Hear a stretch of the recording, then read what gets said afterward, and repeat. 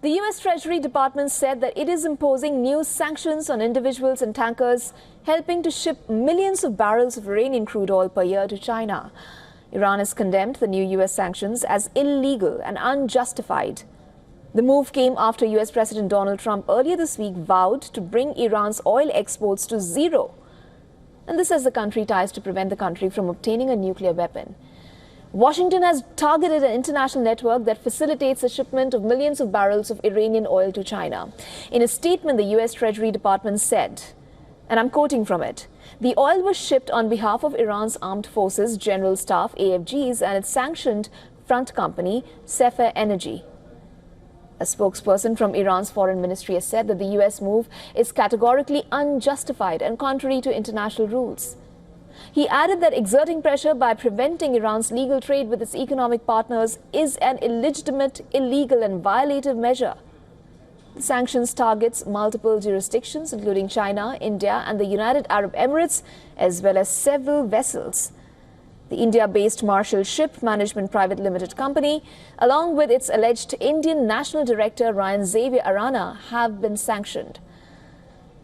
This comes a day after Donald Trump ordered the revocation of sanctions waivers for Iran's Chabahar port.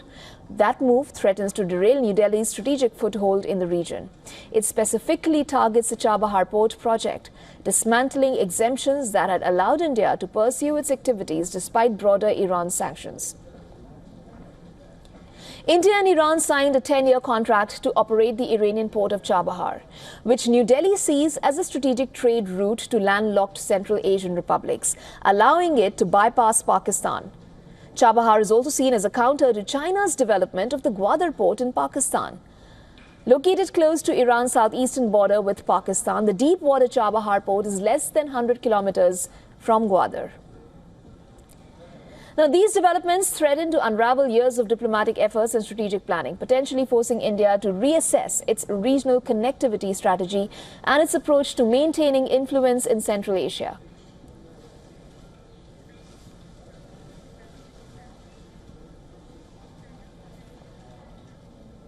And for more on this, our Assistant Editor for Foreign Affairs, Siddhant Sibbal, has sent us a report. Listen to this.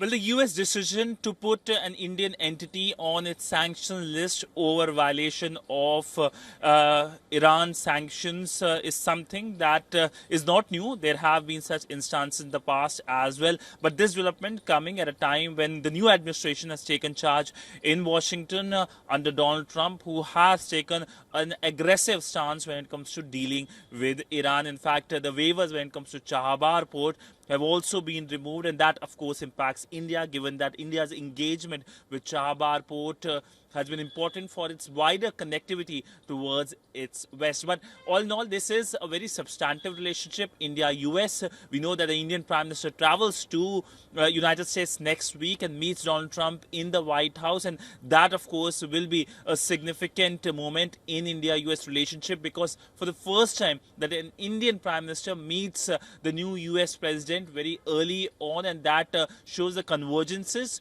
on several issues, whether it's defense, whether it's Indo-Pacific. In fact, the Indian Defense Minister spoke for 30 minutes with his counterpart yesterday, with focus on firming up the defense engagements. With video journalist Neeraj Patel, Siddhant Sibbal for WION in New Delhi.